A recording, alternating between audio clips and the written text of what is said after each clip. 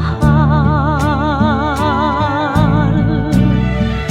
Ngayong ang mahal kong nanay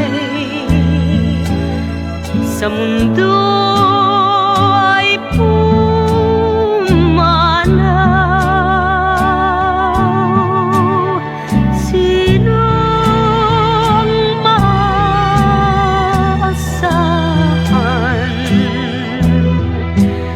na sa aking magmahal?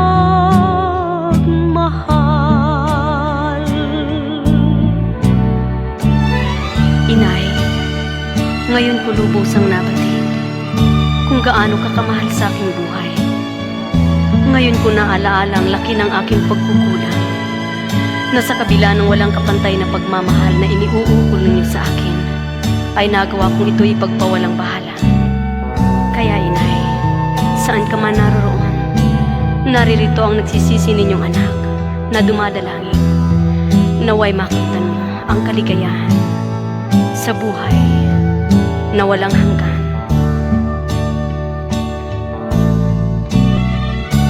Mapalad kayong kabataan,